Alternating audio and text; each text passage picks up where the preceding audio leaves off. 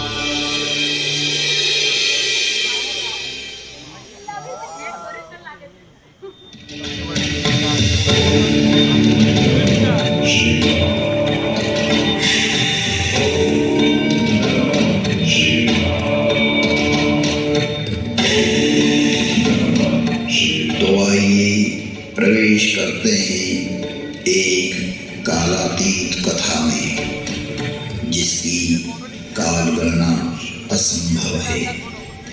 घटना युगों पहले की है कि जब अनेक अंतरिक्षों में अनेक ग्रहों पर उद्भव, पालन और संहार हो रहा था।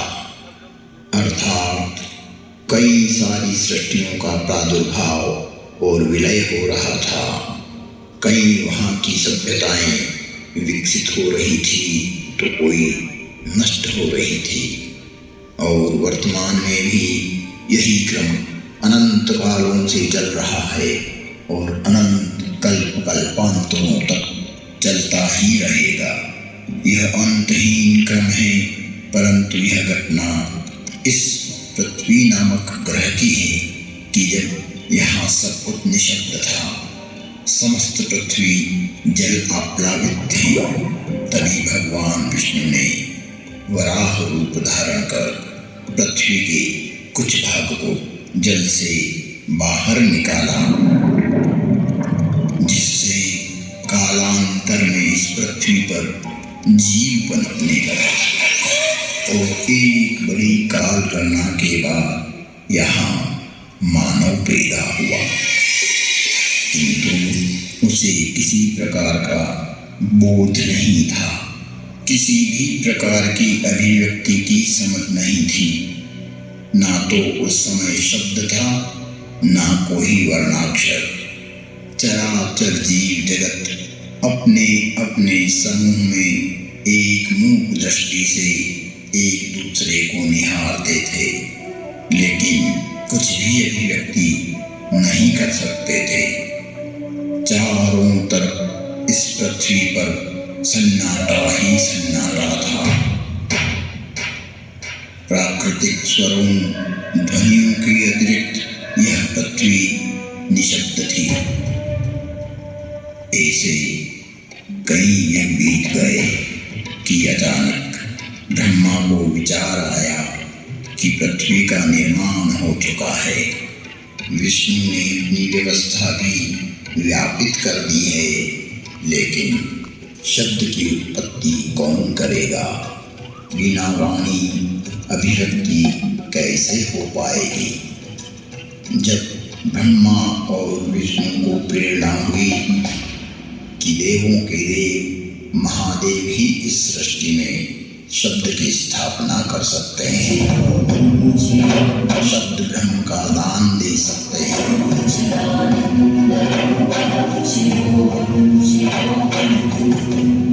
परंतु शिव का समय अधिकतर समाधि में ही व्यतीत होता था। जगत में वेद की स्थापना के लिए,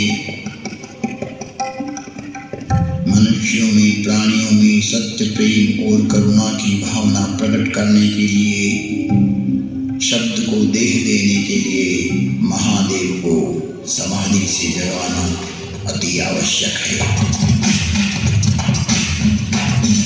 जब ब्रह्मा, विष्णु और सारे देवताओं ने महर्षि पाणिनि को प्रेरणा की कि वो महादेव को प्रसन्न कर जगत में शब्द प्रकट करने की प्रार्थना करें।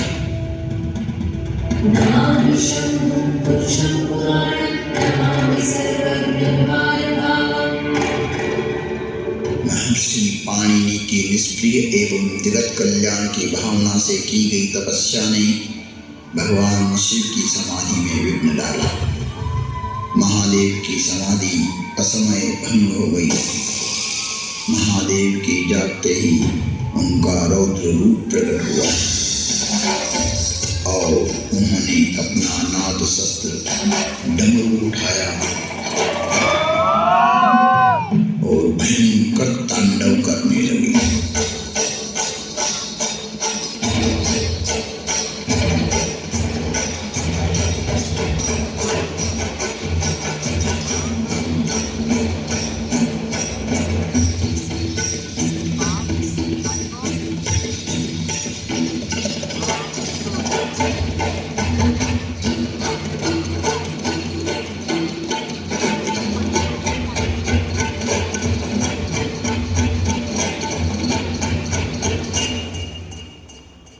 इतना भयंकर तांडव किया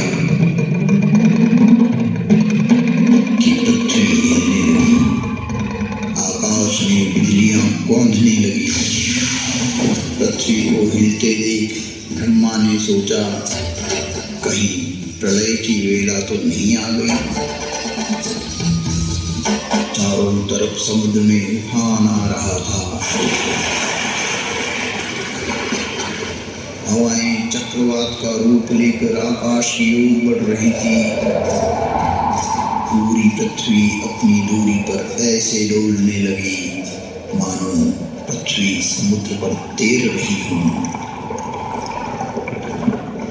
तब महादेव ने अपना डमरू बजाया और असमय समाधि में हुए विघ्न के कारण तांडव करते हुए मानो अपने इस नाद से संसार को बधिर कर देंगे, इस सृष्टि को समाप्त कर देंगे और उसकी तीव्रता को प्रकट करते हुए प्रचंड एवं भीषण गंभीर ध्वनियां पैदा करते हुए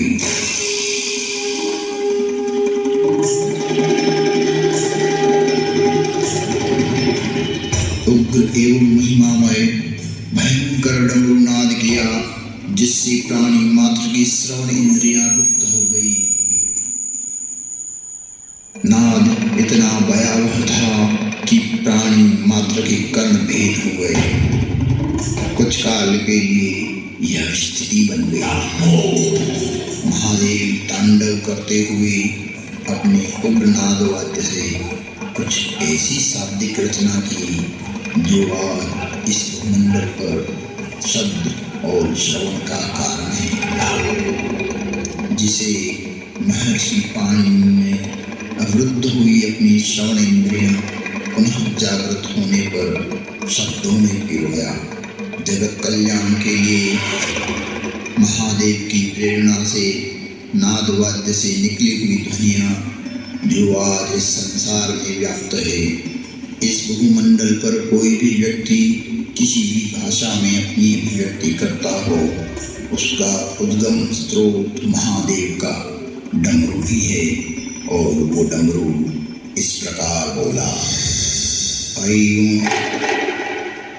ऋ ऋ ऐं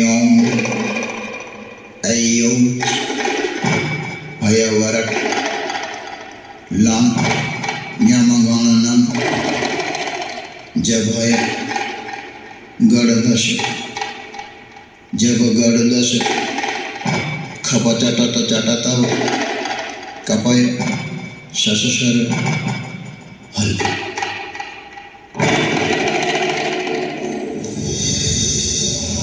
ऐं ऋ ऐं ऐं हयवरट लं ञमगणनं जभय गणदश जब गणदश खपचटत चटतव कपय शशशर हल। यह था शिव का नाद शस्त्र से उत्पन्न हुआ शब्द व्याकरण। इससे शब्द की संरचना हुई और डमरू ने जिस प्रकार ये 14 शिव सूत्र परमात्मा शिव ने जगत को दिए, वो आज सभी की अभिव्यक्ति का कारण है। इति माहेश्वराणि सूत्राणि अनादि संज्ञार्थानि ऐसा मंत्या इतः हकारादि स्वकार उच्चारणार्थ लणमध्येपि तत्संज्ञकः।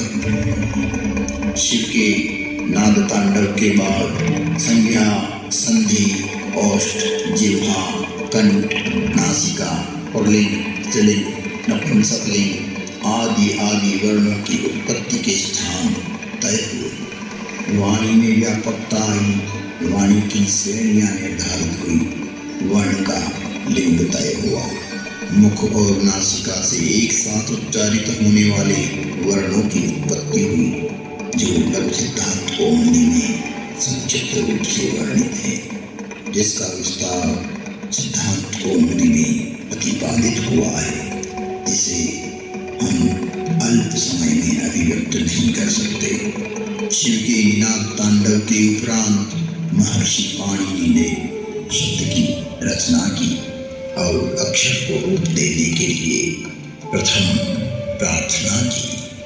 नत्वां सरस्वतीं देवीं शुद्धां गुण्यां करोम्यहं पाणिनीय प्रवेशाय लघु सिद्धांत कौमुदी।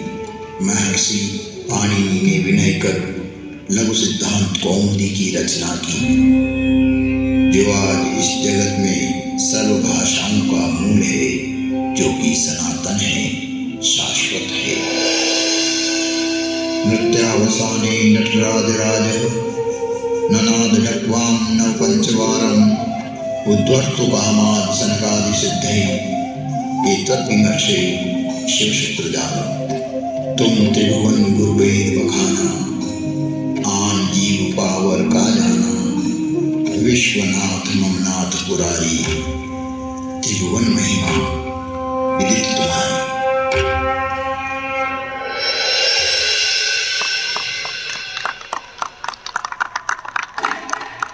नमस्कार। विश्वास स्वरूप